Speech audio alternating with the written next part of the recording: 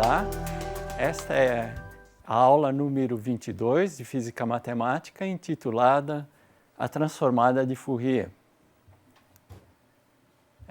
Os assuntos dessa aula são: iniciaremos com definições e exploraremos algumas propriedades, daremos alguns exemplos e terminaremos com adicionando mais propriedades. Primeiramente, nós precisamos introduzir um conjunto de funções para os quais esse objeto está bem definido. Então, o conjunto dessas funções, as funções são definidas em todos os valores reais, assumem valores complexos dessa vez. Essas funções são tais que as integrais impróprias de f e do valor absoluto de f, elas existam. Por integrais impróprias, eu quero dizer que tanto f quanto o valor absoluto de f sejam integráveis por Riemann em um intervalo qualquer, arbitrário, de menos m até n. E que os limites, quando eu tomo tanto m como n independentemente para infinito do valor da integral dessa função f de menos m até n, existam. Isso tem que existir para a função f e para a função módulo de f. Esse conjunto de funções cujas integrais impróprias estão bem definidas, ela é denotada por essa letra L com índice 1, e eles formam um espaço vetorial de funções. E a integral de menos infinito a infinito do módulo da função f, ela é uma norma da função. E para todas as funções pertencentes a esse conjunto, essa norma sempre é infinita e eu vou denotar ela por essa notação. Agora, a transformada de Fourier. A transformada de Fourier é definida, então, para todas as funções dessa classe de funções. E a transformada, o que ela faz? Ela leva uma função dessa classe e uma outra função. Então, para cada valor xi, onde eu calculo essa função transformada de Fourier, ela vai ser uma integral da função f no ponto x, multiplicado pela exponencial de menos i xi x, xi está fixo aqui, integrada de menos infinito até infinito, e nós acrescentamos também um fator, 1 sobre raiz de π, isso é uma convenção. Então, essa operação, que é aplicar sobre a função f, multiplicar ela por essa fase complexa, integrá-la de menos infinito a mais infinito, vai produzir uma função que eu vou chamar f com chapéu em cima, que consiste na função transformada de Fourier de f. Analogamente, a antitransformada de Fourier é definida para funções g pertencente ao mesmo conjunto das funções que são integráveis e integráveis em valor absoluto no sentido impróprio.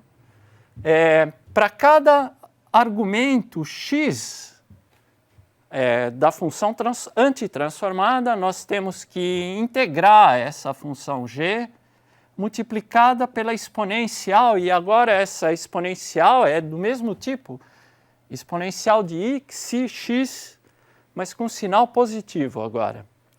Integrá-la em xi agora. Novamente, nós temos um fator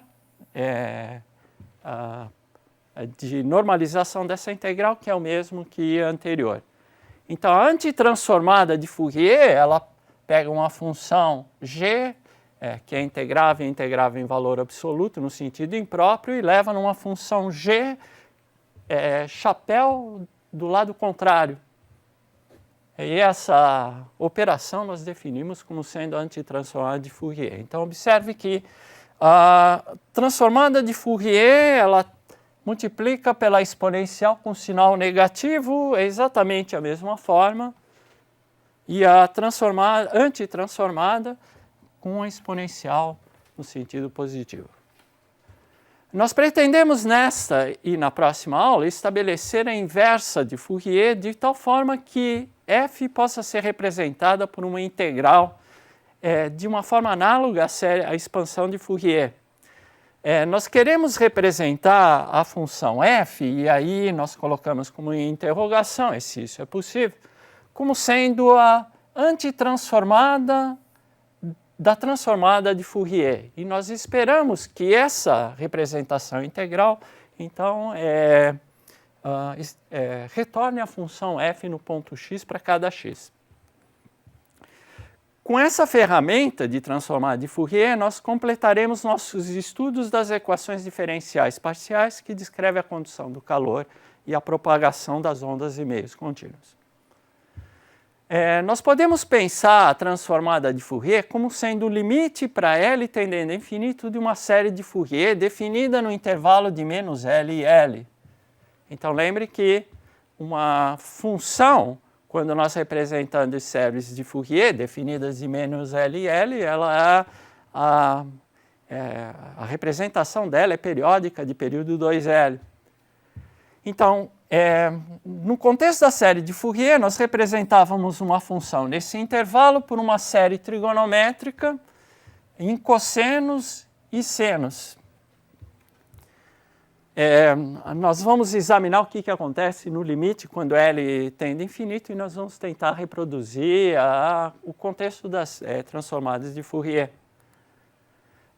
O primeiro passo é escrever, usando a fórmula de Euler, tanto cosseno quanto cosseno em termos das exponenciais. Aqui eu colecionei os termos das exponenciais com sinal positivo e os termos da exponencial com sinal negativo. Nós podemos entender essa soma agora como sendo esse termo associado ao valor de n igual a 0, todos esses termos na soma correspondente ao valor de n positivo, e esses termos eu vou fazer uma mudança de variável de n para menos n e vamos tomar todos os n's com valores negativos. Então, se nós reescrevermos essa série como uma única série envolvendo n de menos infinito a infinito, nós podemos escrevê-la dessa forma. Aqui, nós estamos usando a notação ao fator que nós estamos chamando que se n é aquele fator que é nπ sobre L. Que se n assume todos os valores reais de menos infinito a infinito espaçados de π sobre L.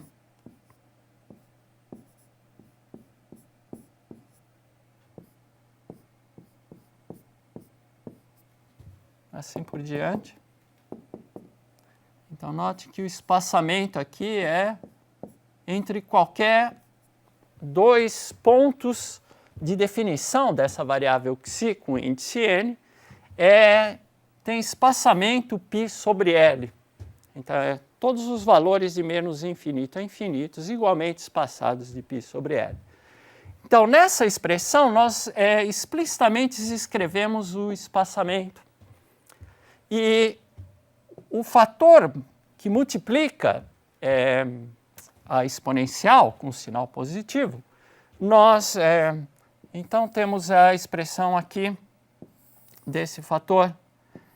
E esse fator, devido ao fato de nós explicitamente escrevermos o espaçamento dos pontos, xi com índice n,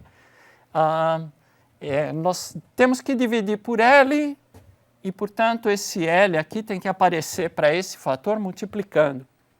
Antes nós havíamos definido os termos com índice positivo, n, como sendo a n menos ibn sobre 2, onde a n e bn são os coeficientes de Fourier. E nós também, aqui, para comparação, nós fatoramos também o número 1 sobre raiz de n. Dessa forma, essa expressão é a mesma expressão que nós tínhamos anteriormente para a série de Fourier. Vamos desenvolver os coeficientes de Fourier. Nós sabemos que os ANs e BNs são dados por uma integral de f multiplicado pelo cosseno e os BNs f multiplicados por seno. Nós escrevemos essa integral como uma integral única. Atente para o fato de que a definição dos coeficientes AN e BNs, eles tinham multiplicado um fator 1 sobre L.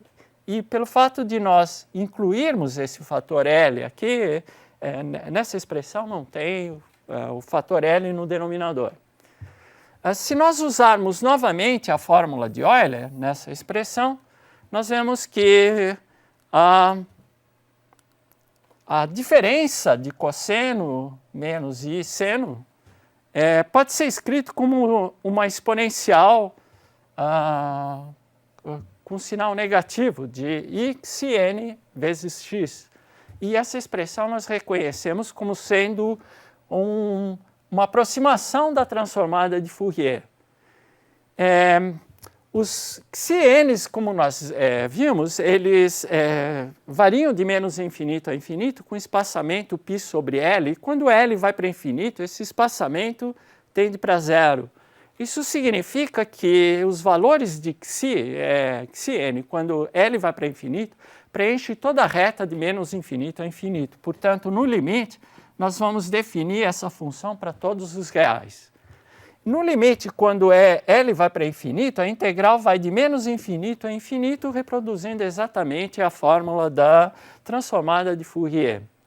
E essa expressão aqui nada mais é do que a aproximação de Riemann da integral que corresponde, né? Aqui seria a base dos retângulos aproximantes, aqui seria a altura, né? Esses dois termos, a altura dos retângulos, isso seria a soma dos retângulos que compõem a função, que seria f de x, esse é antitransformada de Fourier.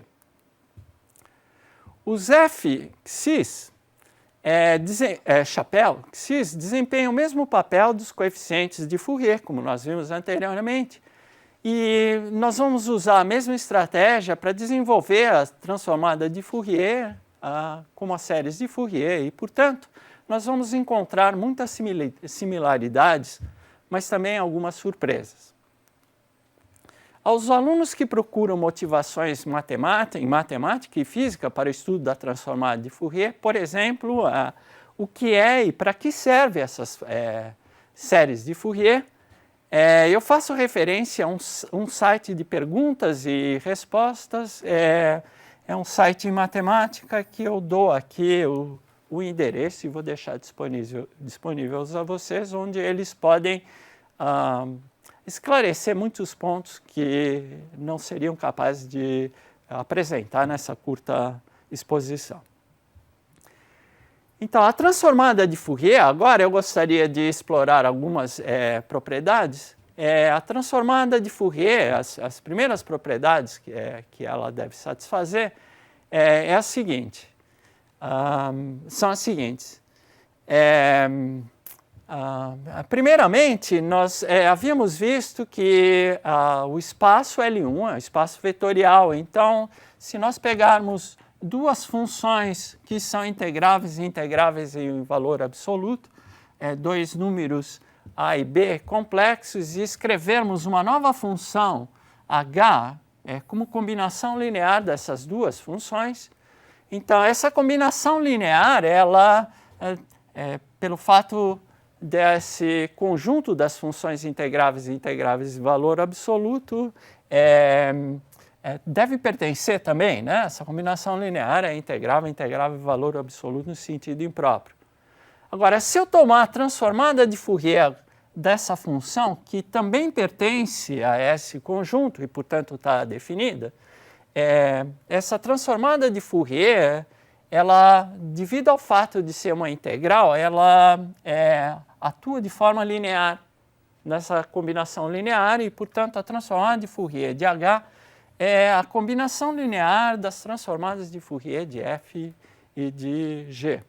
Essa é a primeira propriedade que eu que a gente pode notar a respeito dessa operação. A transformada de Fourier também, ela leva funções que são integráveis em valor absoluto, e em funções que são limitadas. E, além disso, as funções que são transformadas por Fourier, elas tendem a zero no infinito. Isso é um resultado geral devido a Riemann e Lebesgue. Então, primeiro vamos ver que essas funções são limitadas para todos os valores. Usando o fato de que, em valor absoluto, a exponencial de i menos ou mais x é igual a 1, nós podemos estimar em valor absoluto a função transformada de Fourier, passando o módulo para dentro da integral. Isso majora o valor absoluto. E identificamos essa integral, depois de utilizar o fato de que o módulo da exponencial é igual a 1, como sendo a norma dessa função. Como a norma dessa função dentro desse espaço é igual a 1, essa quantidade é finita para todo xi, isso é feito uniformemente. Portanto, ela é limitada uniformemente. A fim de apreciar as demais propriedades dessa transformada de Fourier, vamos dar alguns exemplos. Inicialmente, vamos considerar para cada A positivo uma função que ela é constante, tirando esse fator 2π, constante igual a 1 sobre 2a, no intervalo simétrico em torno da origem de menos a até a. E fora desse intervalo simétrico, ela é igual a zero. Então, essencialmente, essa função seria do ponto 0, o ponto menos a, o ponto a, ela é constante e depois ela assume valores zero. A transformada de Fourier dessa função ao integrar de menos infinito a infinito, essa função só é diferente de zero no intervalo de menos a e é constante igual a 2a. O fator 2π aqui ele é escolhido para não dar coeficientes na frente dessa integral. Usando a fórmula de Euler para a exponencial, e pelo fato de que a integral é realizada no intervalo simétrico com respeito à origem, a integral de uma função ímpar no intervalo simétrico é zero, resulta apenas a integral do termo par, e o termo par basta a gente integrar metade do intervalo e multiplicar por 2. E a integral do cosseno é simplesmente seno de axi sobre axi. Nós observamos dessa expressão que a função transformada de Fourier vai a zero com 1 sobre xi no infinito. Observamos também que em zero o denominador é zero, mas o numerador também é zero, e nós vamos ver que esse exemplo a função permanece limitada como deve acontecer. E também que essa função é suave, então ela é contínua, apesar da função ter uma descontinuidade, sua transformada é contínua. O outro exemplo é uma função que decai exponencialmente, tanto para infinito quanto para menos infinito, com uma taxa c positiva. Então, para essa função, a transformada de Fourier, por definição, fator 1 sobre raiz de 2π, eu vou separá-la em duas integrais, a parte negativa e a sua parte positiva. A exponencial, na região negativa, ela tem um sinal mais, porque ela decai para zero em menos infinito. O módulo tem um sinal mais, e para a região onde o valor é positivo, mantém um sinal negativo, porque ela decai para mais infinito. Nós vamos realizar essa integral como se fosse números reais. O produto de duas exponenciais é a exponencial da soma dos argumentos da exponencial, a mesma coisa para essa, integramos como se fossem números reais, e agora eu observo que, devido ao decaimento da função, tanto em menos infinito como mais infinito, o valor desse integrando, da integral, né? Desse integrando, vai a zero tanto em menos infinito como em mais infinito. Então, a contribuição se dá apenas no valor zero. Para esse termo, tem um sinal positivo, e para esse termo tem um sinal negativo. Esse menos já aparecia devido ao sinal negativo, e agora com um índice inferior vai torná-lo positivo. Bom, nós continuamos encontrando o denominador comum e chegamos na expressão transformada de Fourier, que é um número real também aqui no caso, né? Essa função, ela pelo fato dela, tanto as duas funções serem simétricas, geraram uma função transformada real. Observe novamente que essa função está definida para todos os x's, ela é contínua, certamente, decai para infinito com 1 sobre xi ao quadrado para mais e menos infinito, é limitada. Então, vejamos o gráfico das duas funções e das suas transformadas. Nós vamos, nesse gráfico, variar A de meio, 1 e 2. Quando nós olhamos o intervalo, o A igual a meio, ela está definida, ela é diferente de zero, de menos meio a meio. Quando A é igual a 1, ela é diferente de zero, né? Essa laranja é diferente de zero, de menos 1 a 1. O parâmetro 2 ela é mais larga, né? Então, o parâmetro menor ela é mais contida perto da origem, e ela é mais larga à medida que o parâmetro é maior. A sua transformada de Fourier, aquela que é mais próxima da origem, ela é mais larga, e aquela que é mais larga, que é a verde, ela fica mais próxima. Observe que a função é limitada, todas elas, aqui a razão do seno de axi sobre axi, o limite para zeros, um zero dividido por zero por L'Hopital vai dar 1, todas elas têm o máximo em 1, elas oscilam e a cauda dela deve ir para zero com 1 sobre xi. Para o caso da exponencial, nós temos uma exponencial que decai para valores positivos e decai para valores negativos.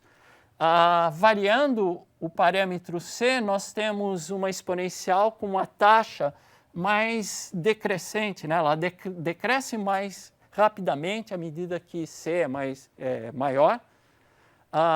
Nós vemos que o C menor é mais larga e o C menor é mais estreita. Ao fazer a transformada de Fourier, ocorre exatamente ao contrário. Aquela que é mais larga, F, ela vai ser a mais estreita, mais contida, próxima de zero. Aquela que é mais larga vai ser mais espalhada.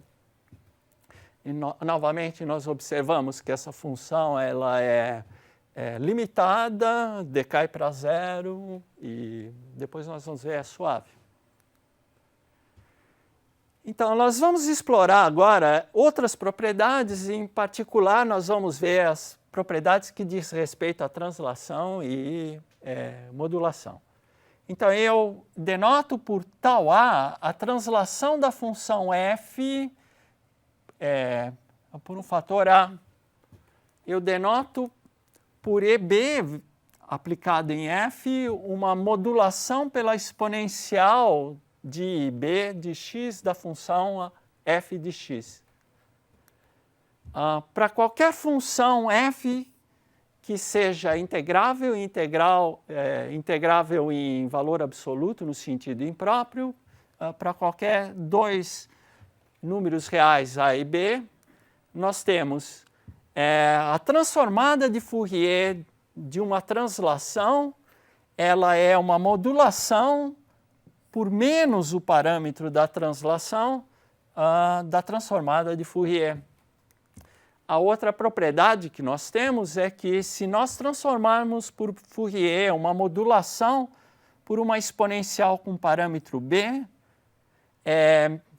a transformada de Fourier dessa modulação vai ser a translação pelo parâmetro b da função transformada. Uma outra propriedade é que se eu transformar por Fourier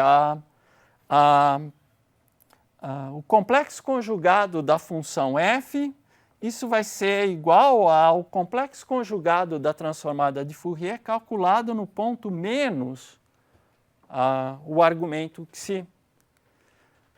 Uma outra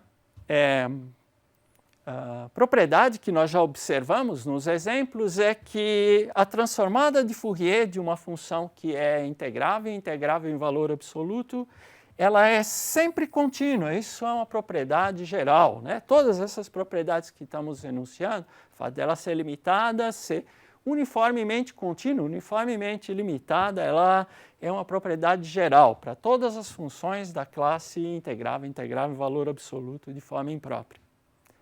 E, finalmente, uma última propriedade que vai ser muito importante para as aplicações em equações, é que se nós tivermos uma função que é diferenciável e a sua derivada integrável em valor absoluto, a transformada de Fourier da derivada, ela, no ponto xi, ela é a multiplicação de xi pela transformada de Fourier. Em outras palavras, a transformada de Fourier transforma derivadas em multiplicação por xi. Então, vejamos os passos, né, que comprovariam essas propriedades. Por definição, a transformada de Fourier da translação de f, então escrevemos a translação de f, depois realizamos uma transformada de Fourier, aqui então multiplicamos pela exponencial com menos x. Para realizar essa integral, a gente pode fazer uma mudança de variável escrevendo y como sendo xa, o jacobiano dessa transformação é 1. Os limites da integração para a variável y permanecem, menos infinito e mais infinito, a é fixo. E ao substituir o x na exponencial por y mais a, nós vamos usar o fato de que a exponencial da soma é igual ao produto das exponenciais, e nessa expressão a gente reconhece que a transformada de Fourier da translação de f por a é a modulação por um parâmetro menos a da função f transformada de Fourier. Então, novamente, a outra propriedade é bastante explícita. Nós queremos calcular a transformada de Fourier da modulação de f por uma exponencial com parâmetro b. Então, escrevemos f e a exponencial correspondente à modulação. Realizamos uma transformada de Fourier que corresponde a multiplicar por exponencial de menos xi vezes x. Nós agregamos as duas exponenciais numa única exponencial e reconhecemos dessa expressão que nada mais é essa expressão que a transformada de Fourier é transladada por um parâmetro b.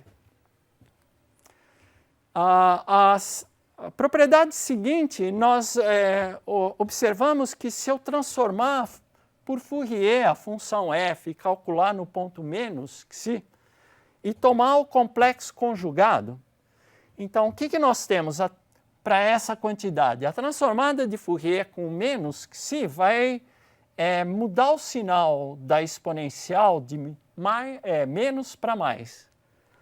Depois nós tomamos o complexo conjugado da integral, e o complexo conjugado atua sobre todos os termos do integrando. Então, quando nós mudamos o sinal de xi, a exponencial passou de expoente negativo para expoente positivo. Depois, quando nós tomarmos o complexo conjugado, ele retorna ao sinal negativo.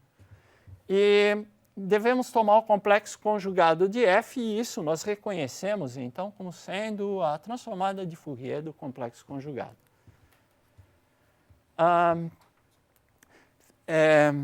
Faltam duas propriedades. A propriedade de continuidade, nós vamos usar o fato de que a integral em valor absoluto é finito, nós vamos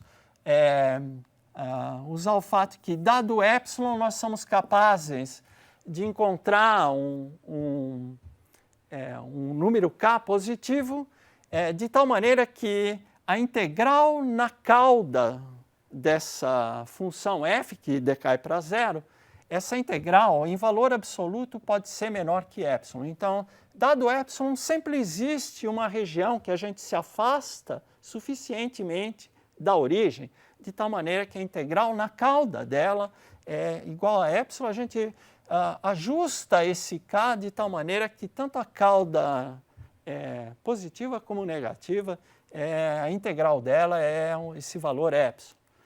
Então, consequentemente, se nós olharmos a transformada de Fourier num valor xi e subtrairmos da transformada de Fourier num valor eta, nós podemos escrever, devido à linearidade da integral, numa única integral onde a diferença, então, esteja nas exponenciais. Usando esse fato que a cauda pode ser feita arbitrariamente pequena, nós dividimos a integral de menos infinito a infinito em três integrais. Uma para a cauda negativa, uma de menos k até k e depois a integral para a cauda positiva. Para cada uma dessas integrais, nós vamos estimar a cauda usando essa propriedade, e central nós vamos usar a propriedade de continuidade. A estimativa para as duas integrais da cauda, nós vamos usar o fato de que a diferença de duas exponenciais em módulo é sempre menor do que a soma do valor absoluto de cada uma das exponenciais, que é 1. E, portanto, em valor absoluto, essa diferença é majorada por 2. E, bom, se nós majorarmos por 2, o restante, por definição, é menor que epsilon. O mesmo, bom, a integral agora no centro, nós vamos majorar ela, passando o valor absoluto para dentro. Depois usaremos essa diferença das exponenciais, escreveremos isso como sendo a integral de eta até xi da derivada da exponencial.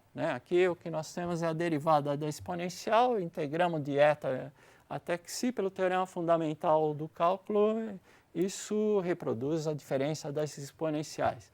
E o x, eu vou passar para o lado de fora, o x, em valor absoluto. A estimativa para dentro, eu vou estimar como um módulo para dentro, o módulo para dentro, isso é igual a 1. Essa integral vai ser o comprimento, a distância entre eta e xi. Esse termo, eu vou tirar ele para fora no maior valor possível. Então, eu vou tirar como k, a estimativa para um valor superior. E, portanto, a estimativa fica em termos da distância entre esses dois pontos, e esse termo nada mais é que a norma. Portanto, a terceira integral também é um problema da cauda. Nós temos uma estimativa em epsilon. A continuidade, então, é obtida da seguinte maneira. Para todo intervalo da reta entre dois pontos xi e eta, que é menor do que um delta, e eu vou escolher esse delta pequeno, nós podemos fazer que a a distância da imagem desses dois pontos é menor escolhendo delta suficientemente pequeno de 2 epsilon e aqui mais epsilon menor que epsilon, isso significa continuidade. Para a última integral, a última propriedade, nós vamos integrar a derivada multiplicado pelo exponencial. Isso corresponde a tomar a transformada de Fourier, mas de menos k até k. Usando integração por partes, eu vou passar a derivada para exponencial. Aqui eu estou derivando a exponencial. Os termos de fronteira, pelo fato de que a função f ela é integrável, eles devem dar contribuição nula quando k vai para infinito, e o termo que está aqui, quando k é infinito, nada mais é do que vai reproduzir, quando eu multiplicar por esse fator, a transformada de Fourier, reproduzindo a última propriedade.